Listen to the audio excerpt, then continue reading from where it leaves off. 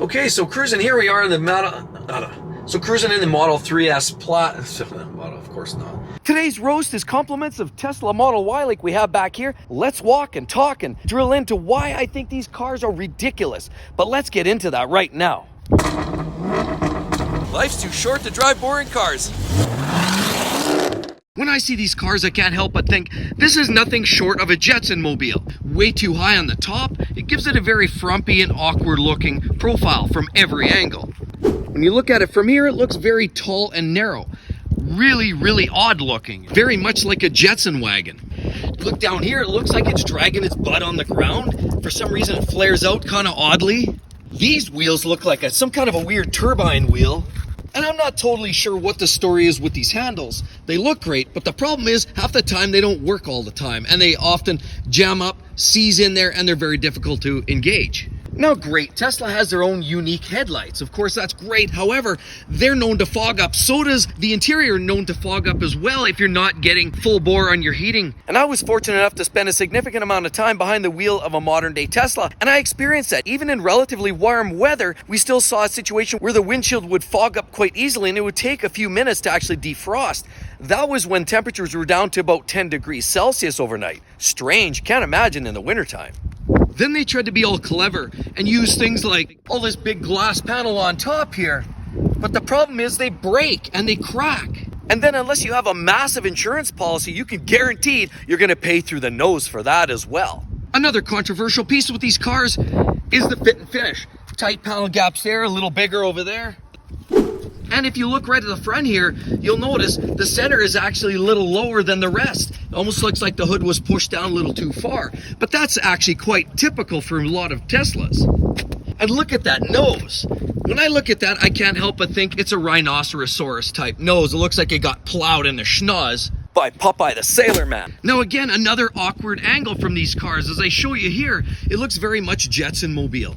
This proportion from here to here is great. This proportion, when you look at it straight on, looks way too high and frumpy and dumpy.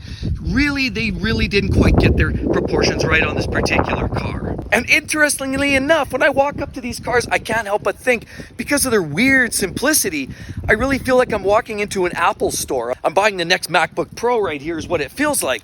But it's not a MacBook Pro and it's not even affiliated, but it just feels that way. Now there's other problems galore that these vehicles have. A lot of people are complaining about squeaks and rattles, ball joints, and all kinds of suspension problems on the front end of these vehicles. Inadvertent broken glass just for no reason without even a rock hitting it. And after doing some research, often I find that a lot of people are complaining about phantom braking. In other words, you're driving along, minding your own business, and the vehicle locks itself up or suddenly pulses the brakes on.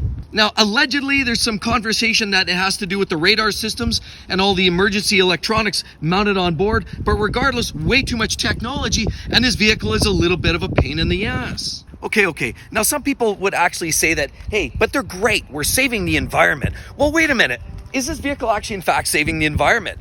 When you've got to ore all those heavy metals, they're ripping across the planet and ripping holes, new holes in the planet just to get the extractive metals that were required to make these batteries. And even more of a problem is, once those batteries are expired after 10 to 12 years, what are you going to do with that heavy metals? Well, maybe you can repurpose them in smaller capacities. Sure, okay, but that's only going to go on for so long, and at some level, the battery becomes expired and you're going to have to throw it away. Where does all that heavy metal go? I'm just asking, sorry. Not only that, there's lots of guys talking online of their first sets of battery changes and it costing an exorbitant amount of money. Matter of fact, I stumbled across a gentleman who talked about his Model S and him having actually issues with condensation dripping on the batteries, for shorting them out, causing them to fault, and then having him to replace the batteries to the tune of $26,000. Ouch! Tesla, ooh. And I don't know about you guys, have you ever had that uncle and aunt that were really peculiar? That uncle that was super friendly because he was drunk all the time, had one eye that was half shut, and he was always pickled, but he was always in a great mood and he was great to get along with. Then you had the grumpy aunt that was his wife, and she was the most miserable thing you could possibly imagine. Look at that face. Doesn't that look an awful lot like your miserable aunt? And the real hilarious part in all this, the time that I spent actually filming this car, there was somebody sitting there reading their book plugged into the fast charger. Why? Because they had to kill a bunch of afternoon hours just to get the battery charged back up. Meantime, their family was at home chilling like a villain, and the owner of this great electric vehicle has to sit there for hours on end, wasting time, burning up their life, much of which you can't get back. At the end of the day, when you're on your deathbed, you'll never get those hours back. And it really just makes a person look kind of silly, doesn't it? And the awkward part is when you sit inside, they have pleather leather seats. So similar to what you'll find in a Tesla Model 3, after driving around for about an hour in those seats, you feel like your back is all gummy up and sticky and gross, and you just can't feel like you look cool. You drag your butt out of the driver's seat of this car and you're just sweating, and there's just no way to look cool getting out of these cars. Even though they're white with white interior, you feel like you just lost 35 pounds due to sweat loss. And after driving the car around for about a week, I had one experience where I opened the door and your screen should light up, but it didn't. And that was a weird thing. I opened the door, get in, the screen, I was trying to hit the screen and it didn't actually work. And then it reminded me, hey, it's electronics. It's like anything. It's like your cell phone here. You may actually have to give it a hard reboot like that. And it glitched out. I literally couldn't go anywhere because the thing went blank. That's one of the common themes with a lot of these vehicles is the central control panel. There is no backup to that. And if it dies, you're going nowhere fast. So the Tesla Model Y is nothing short of frumpy, dumpy, awkward looking. It looks like a chess piece on wheels. And I don't know about you, but 10, 15, 20 years ago, true car enthusiasts like loud, aggressive V8 engines, turbos, blow-off valves, stick shift, 5-speed, 6-speed manual gearboxes. That's what car enthusiasts really loved. Now has the car enthusiast transformed to somebody who likes to interface with their iPhone, tweak their settings with their laptop? Well, that's what the Tesla Model Y delivers, and I'm not quite sure we're ready for that change yet. And I hope you enjoyed today's roast. If you did, you're going to love this video right there.